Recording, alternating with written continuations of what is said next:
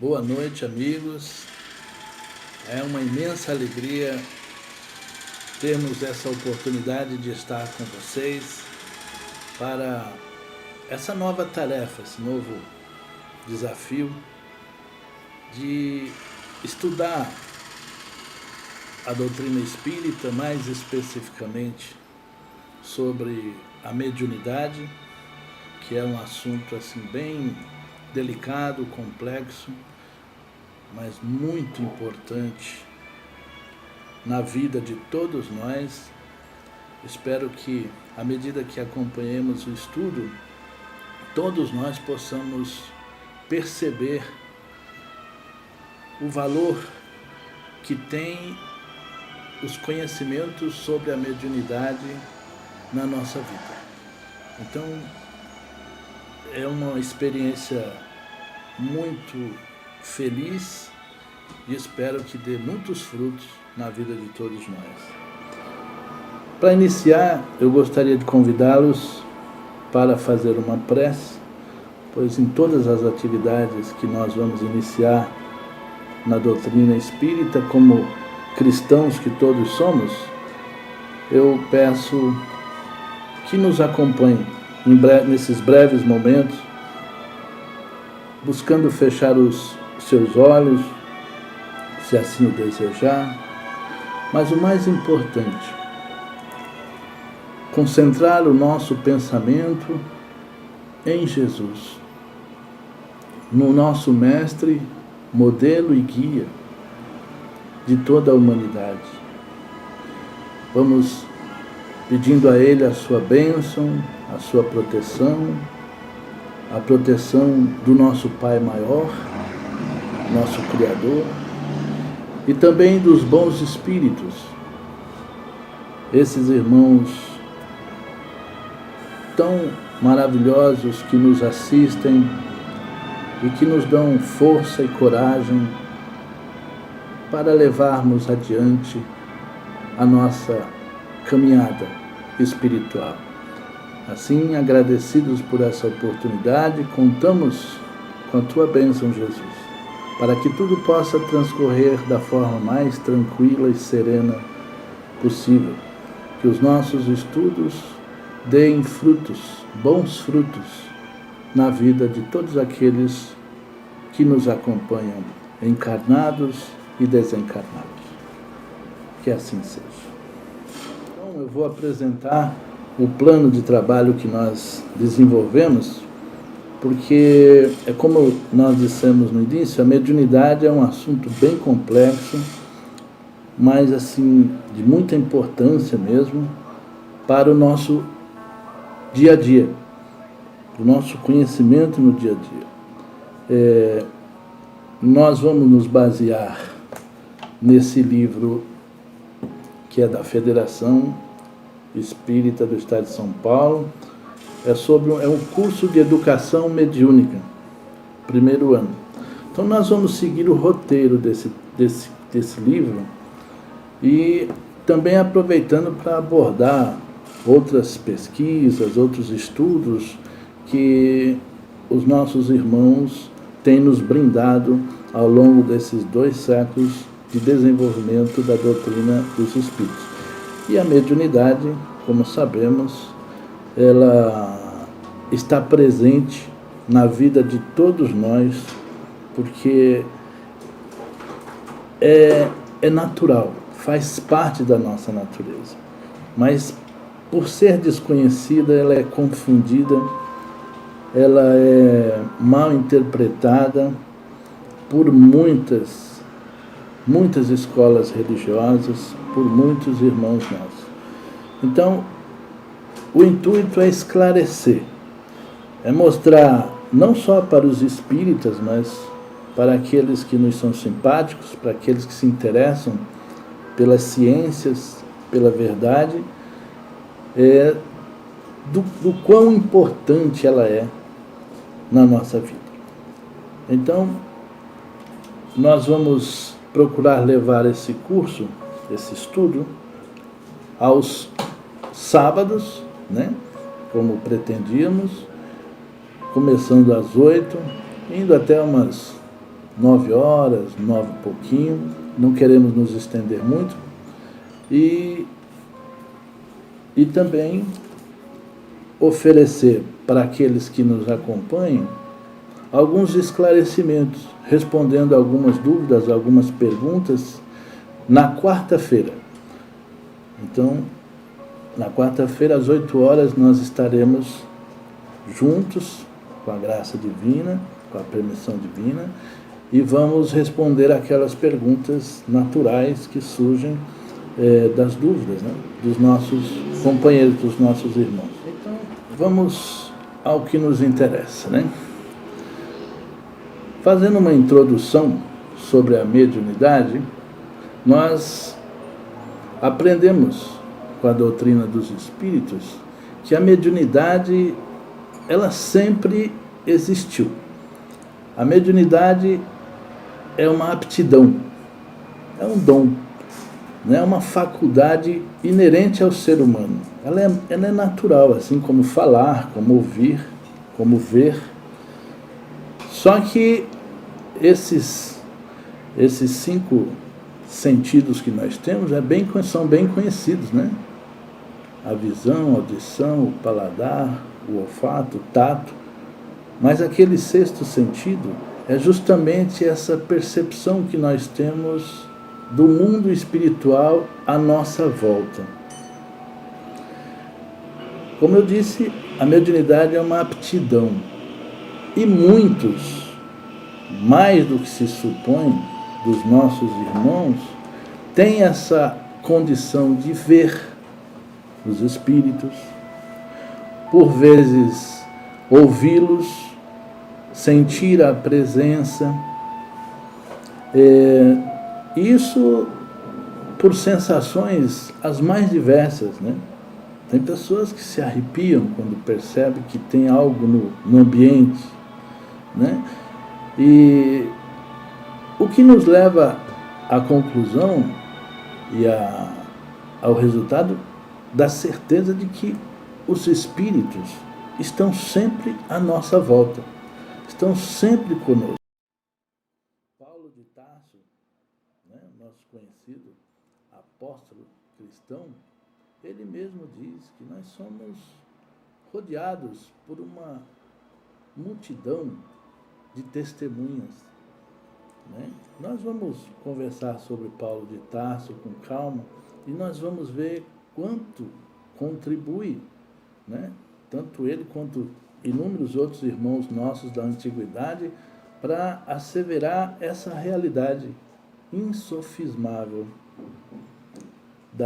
sobre a mediunidade.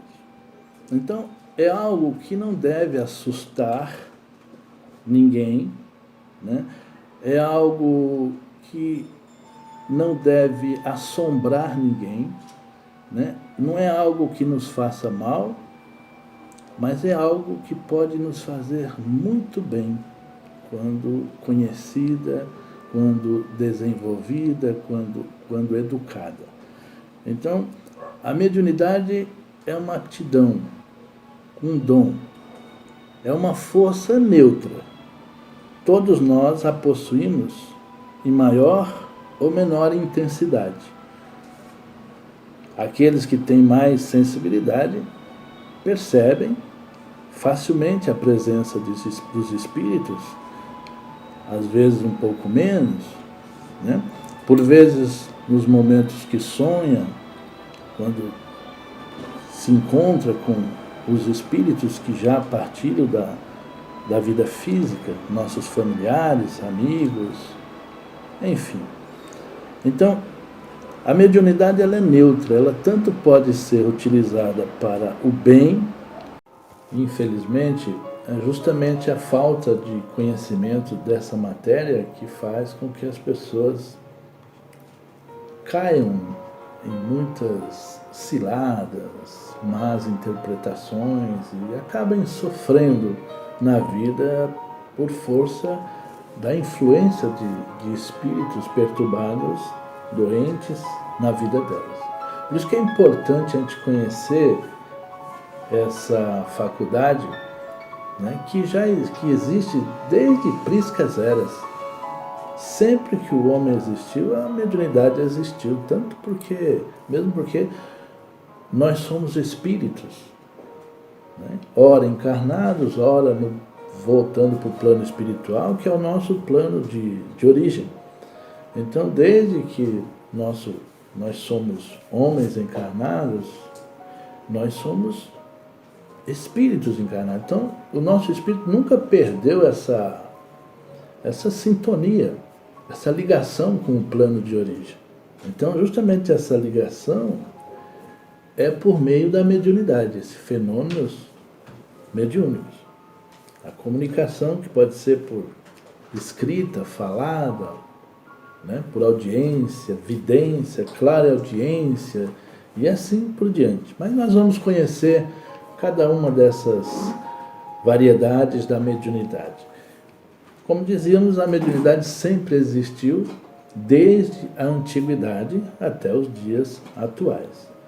Tem uma matéria que eu vou ler aqui para nós, e em cima de tudo isso que nós estamos conversando, se você quiser fazer alguma pergunta, estaremos na quarta-feira prontos para atender. Allan Kardec, no capítulo 14 de O Livro dos Médiuns, fala que todo aquele que sente em qualquer grau a presença dos espíritos é por isso mesmo médium. Para nós espíritas, é ponto pacífico afirmar que a mediunidade é uma faculdade natural inerente ao ser humano, que independe da crença religiosa e se fez presente em todas as épocas da humanidade, sendo inúmeras vezes confundida e deturpada pelos homens ao longo dos séculos. É como dizíamos há pouco. E só para citar alguns exemplos, eu vou citar aqui a mediunidade no hinduísmo, né? Muito antes de Cristo, né? E lá tinham os brahmanes, eram iniciados esses brahmanes, e eles tinham até uma forma de desenvolvimento dessas fases da mediunidade deles. Então eram em 3 graus. O primeiro grau, como ele que diz aqui, eram formados para se encarregar do culto vulgar e explorar a credibilidade da multidão. Então eram vários sacerdotes, brahmanes. Então no primeiro grau eles tinham um culto vulgar, esses rituais normal, e eles já viviam explorando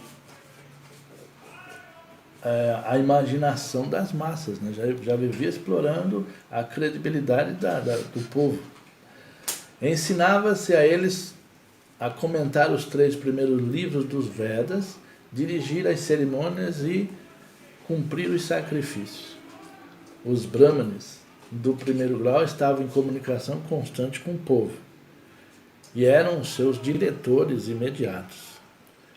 O segundo grau era composto dos exorcistas, adivinhos e profetas evocadores de espíritos. Então era uma prática que já existia de exorcismo, adivinhação e evocação dos espíritos, que eram encarregados de atuar sobre a imaginação das massas por meio de fenômenos sobrenaturais. No terceiro grau, os brahmanes não tinham mais relações diretas com a multidão, e quando o faziam era sempre por meio de fenômenos, né, aterrorizantes e de longe. Né. Tem a mediunidade no Antigo Egito, né, que é mais... Né, os magos dos faraós, todos esses prodígios que são referidos na Bíblia. É bem certo que eles evocavam os mortos, pois Moisés, seu discípulo, proibiu formalmente que os hebreus se entregassem a essas práticas. Saídos de todas as classes sociais, mesmo as mais ínfimas, os sacerdotes eram os senhores verdadeiros do Egito. Os reis por eles escolhidos e iniciados, só eles governavam. Todos os historiadores estão de acordo em atribuir aos sacerdotes do Antigo Egito poderes que pareciam sobrenaturais e misteriosos. Temos a mediunidade na Suméria, Babilônia, na Grécia Antiga, né? Aqui na mediunidade dos celtas, nos gregos, romanos. A Bíblia, com o Velho e o Novo Testamento, é uma fonte riquíssima de fenômenos mediúnicos. A tão propalada proibição de Moisés, a evocação dos espíritos, é uma das maiores confirmações sobre a existência da mediunidade, né? Era comum as pessoas conversarem com os espíritos, só que naquele tempo, pela ignorância moral, né, eles só faziam isso como um comércio. Então é claro que essa relação entre o encarnado e os desencarnados era uma relação espúria, né? Assim, eram espíritos atrasados, porque somente os espíritos inferiores é que cuidam, que dão valor, importância às coisas materiais, do terra a terra. Então, assim, é quando um deseja ganhar a fortuna do outro, a família do outro, as riquezas do outro, as terras. Então, assim, são espíritos que existem, né? E que eles se interessam por esses desejos malsãos dos médiuns encarnados. Por isso, eles também pediam aos espíritos para fazer mal a esse, fazer mal àquele. Então, Moisés, acertadamente, né, pela ignorância, pelo atraso moral, ele proibiu, né, a comunicação naquela época. Por isso que, com a doutrina espírita, nós aprendemos que você tem que ter um fundo moral para poder lidar com a mediunidade, né, para você ter a comunicação com bons espíritos, espíritos de luz elevados, né? Então é bem diferente. Então, na Bíblia tem muitos casos assim, que relatam essa realidade da mediunidade. A vidência, por exemplo, é exemplificada por Daniel, onde conta: havendo eu, Daniel, tido uma visão, procurei entendê-la, e eis que se apresentou diante de mim, com aparência de homem. Veio, pois, para perto de onde eu estava. Ao chegar, fiquei amedrontado e prostei-me com o rosto em terra. Mas ele me disse: entende, filho do homem, pois esta visão se refere ao tempo do fim. O caso mais significativo de materialização foi o de Moisés, que, mediante um fenômeno, recebeu do alto a tábua dos 10 mandamentos, manifestação de uma vontade superior visando o despertar moral dos povos. E existem, né, muitas outras evidências. O filósofo Sócrates, né, grego, constantemente orientado pelo seu guia espiritual, que era um anjo de guarda dele, revela-se precursor do cristianismo. Desde minha infância, ele diz: graças ao favor celeste, sou seguido por um ser quase divino, cuja voz me interpela a esta ou aquela ação. Então, Sócrates dizendo, né, que ele sempre era acompanhado por um espírito, né? Os discípulos de Sócrates se referem com admiração e respeito ao amigo invisível que o acompanhava com muita frequência. Então, era um fato conhecido, né, a relação entre o encarnado e o desencarnado. O médium, Sócrates, e seu anjo, esse espírito, esse amigo invisível, né? Paulo de Tarso, às portas de Damasco, teve a visão do Nazareno em perfeita configuração luminosa, convertendo-se deste modo em apóstolo e medianeiro do Mestre. Quer dizer, aquele fenômeno que ocorreu com Paulo de Tarso, às portas de Damasco, né? Todo mundo conhece, né? É uma prova aí, né, irrefutável, né? Que foi uma voz direta que conversou com ele e falou: Saulo, Saulo, por que me persegues? E ele se posta a partir dali, né, dizendo a ele: o que queres de mim, Senhor? E a partir daí, aos poucos, né, vai se transformando no homem que foi. Paulo ficou cego, ficou naquela cidade, Damasco, depois foi socorrido por Elias, parece, e esqueci o nome dele, mas assim, foi socorrido, né, e acabou curando da cegueira que ele ficou com a visão que teve do Cristo. Era comum na Grécia Antiga e outros povos os médiuns atuarem como conselheiros dos reis, como também era comum os retiros dos homens para a natureza ou para o insulamento em monastérios, buscando o estudo e a prática da filosofia, como fazia Platão, que galgava a montanha do Imeque, buscando lá o refúgio e tranquilidade para as suas conjecturas. Ou mesmo Moisés, que subiu ao Monte Sinai no intuito de obter respostas que atendessem às suas necessidades espirituais mais prementes. Mas é com o Cristo que a mediunidade adquire o maior substrato moral e vem orientada pela disciplina que a condição de médium de Deus proporciona. Visto que ele confabulava diretamente com Deus, e que esse fato por si só já era suficiente para promover uma nova disposição moral nas atitudes e no comportamento do homem, em função da aplicação da lei do amor, inquestionavelmente traduzida em seus ensinamentos. E quem acompanha, né, o Evangelho, a Bíblia, sabe que existem vários fatos onde os fenômenos mediúnicos são patentes, são evidentes, né? Maria mesmo, a mãe de Jesus, né, ela recebeu a visita do anjo Gabriel. Né? O anjo Gabriel é um espírito, né? E ele veio trazer a notícia de que ela seria mãe do Cristo, do Messias. Né? Em outras passagens, né, nós vemos Jesus curando os enfermos, né? É a mediunidade de cura, né? Mas vindo daquele Espírito perfeito para nós. Né?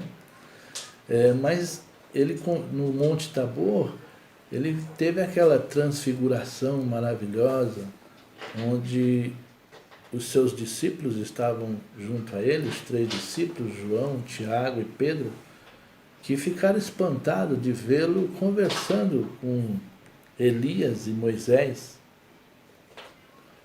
E um deles até pergunta para o Cristo: Senhor, desejas que a gente monte 3 tendas, uma para ti, outra para Moisés, outra para Elias? Né? E depois houve a transfiguração do Cristo. Então em tudo isso tem o fator mediúnico, né? A comunicação dos espíritos. Né? Depois vem outras e outras passagens que a própria ressurreição do Cristo, né, que é a materialização do seu perispírito, é um fenômeno de efeito físico. Né, a aparição, né, a materialização, e tantos, né, outros que nós sabemos que fazem parte dos evangelhos e da Bíblia, que aos poucos nós vamos comentando e conversando e tirando as dúvidas quando necessárias. Né? A ignorância no que se refere à mediunidade e os interesses espúrios que o fanatismo religioso produzia detonaram perseguições implacáveis aos médiuns, tanto ao tempo de Jesus quanto na Idade Média, quando ela é taxada de intervenção demoníaca e os médiuns levados ao martírio da fogueira, como ocorreu com Joana d'Arc, por não abjurar suas vozes, né, que ela ouvia, que revelavam a sobrevivência da alma e a comunicabilidade da mesma. Joana d'Arc, como sabemos, é aquela adolescente francesa, né, que com 13 anos começou a ouvir vozes, né? Era Santa Catarina, Eram 3 espíritos que se comunicavam com ela. Então assim, ela ouvia as vozes e aquelas vozes a convidavam para que ela fosse servir a França à frente do exército, que naquela época tinha uma disputa de terra com a Inglaterra. E na época era o rei acabou aceitando, né, a ajuda de Joana d'Arc, que dizia ouvir essas vozes, que deveria partir para a conquista em algumas cidades que estavam sendo dominadas pelos ingleses. E ela, obedecendo essas vozes, que são dos espíritos, né? Ela levou a França a reconquistar uma grande parte do seu território que já havia perdido. Ela conseguiu garantir a coroação do rei naquela época. Eram grandes feitos, só que com algumas adversidades eles acabaram perdendo novamente esses territórios e culpavam Joana d'Arc e aqueles que a seguiam desse revés. E por isso, politicamente, arrumaram essa condenação para a nossa heroína francesa. O fato é que, mesmo na Inquisição, a que ela foi imposta, que lhe foi imposta, ela não abjurou, ela confirmou, né, que ouvia as vozes, obedecia às vozes, que as vozes eram divinas, né, eram de espíritos evoluídos, espíritos de Deus. Mas, naquela época, né, como diz aqui, a ignorância é que predominava e acabaram achando por bem que ela deveria morrer, né, sendo sacrificada na fogueira por ser considerada uma bruxa. E assim ela desencarnou naquele suplício, deixando como última expressão da sua nobreza, da sua angelitude, né? Quando ela foi dar o último suspiro, ela ainda disse em alto e bom voz: Jesus. Bem, ela condenada, depois foi absolvida, né? Séculos mais tarde, depois foi, e é considerada hoje como espírito protetor da França. Né? Então, assim, para a gente ver que na história, né, aquele fenômeno, né, levou essa moça a ser considerada a protetora da França. E também temos alguns acontecimentos muito interessantes, muito importantes, já na época do advento da doutrina espírita, 1848, em Whitesville, nos Estados Unidos, e depois nós vamos comentar esse acontecimento. Em seguida, os fenômenos das mesas girantes que invadiram a Europa, que inicialmente servia para fins fúteis. Nós vamos ler uma mensagem do livro Fonte Viva, psicografado por Chico Xavier, pelo Espírito de Emmanuel. Nos fala sobre nos dons do Cristo. Começa assim: mas a graça foi dada a cada um de nós segundo a medida do dom do Cristo. Paulo, carta aos Efésios, capítulo 4, versículo 5.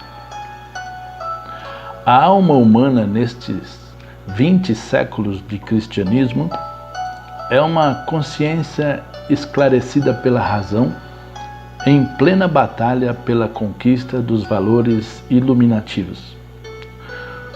O campo de luta permanece situado em nossa vida íntima. Animalidade versus espiritualidade. Milênios de sombras cristalizadas contra a luz nascente. E o homem, pouco a pouco, entre as alternativas de vida e morte, renascimento no corpo e retorno à atividade espiritual, vai plasmando em si mesmo as qualidades sublimes, indispensáveis à ascensão e que no fundo constituem as virtudes do Cristo, progressivas em cada um de nós. Daí a razão de a graça divina ocupar a existência humana ou crescer dentro dela, à medida que os dons de Jesus, incipientes, reduzidos, regulares ou enormes, nela se possam expressar.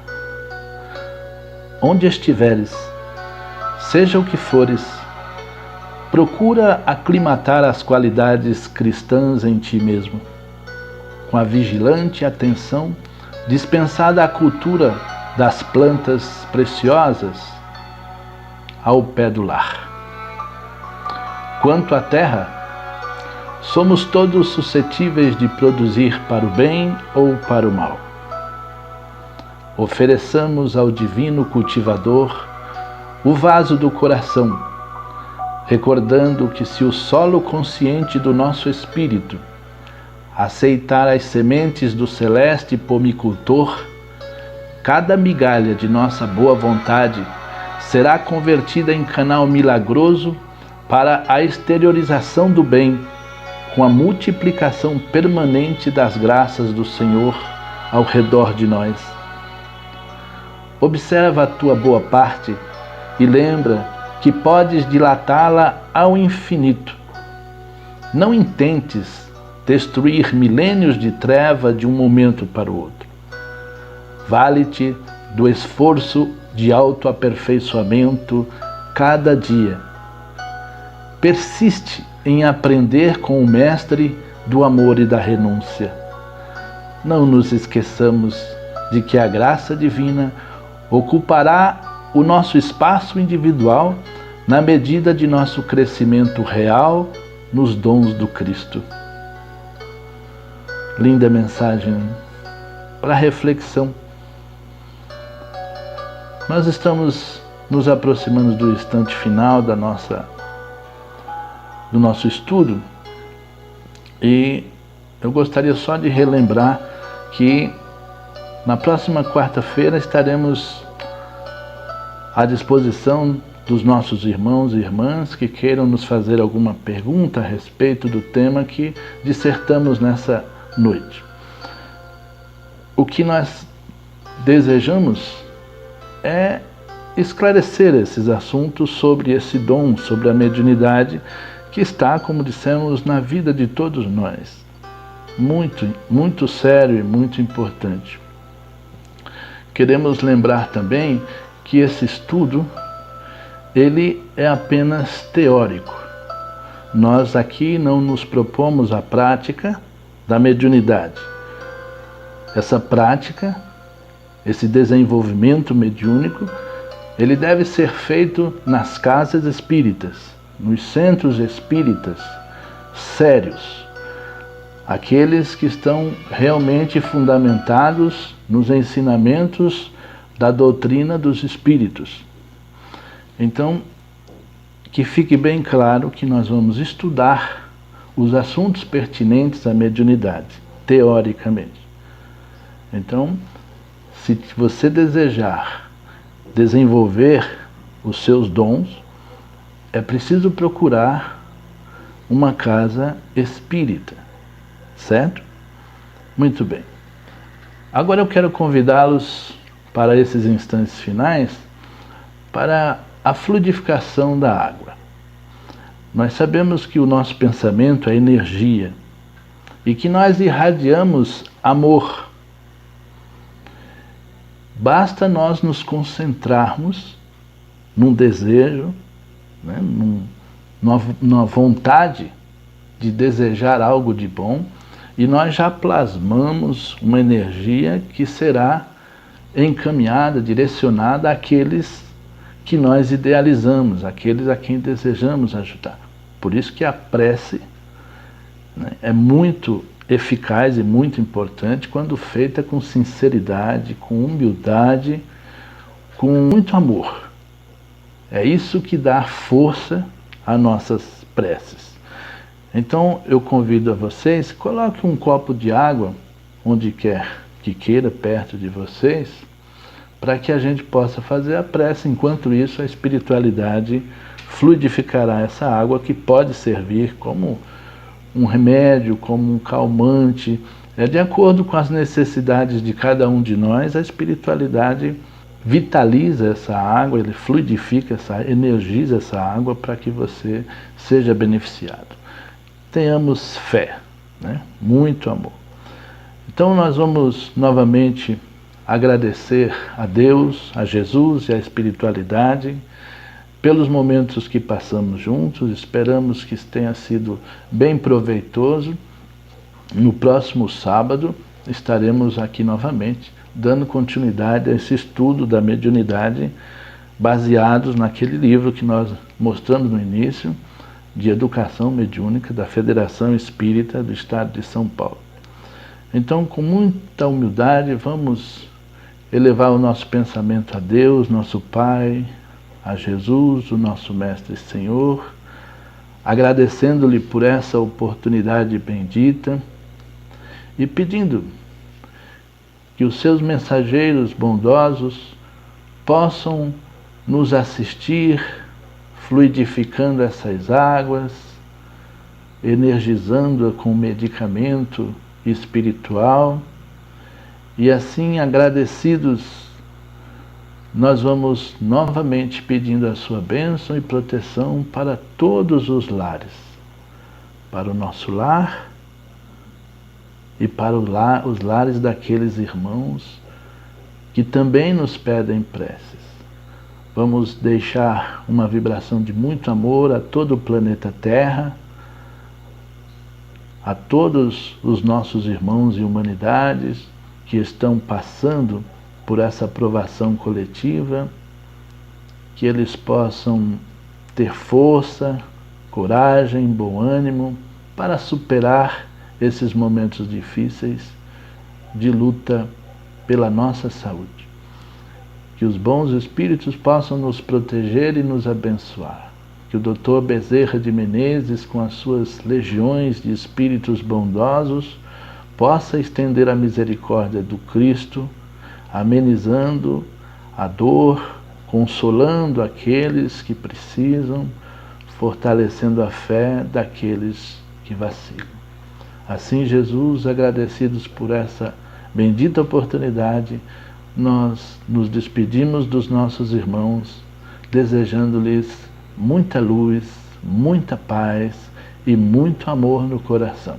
Sejam felizes. Obrigado.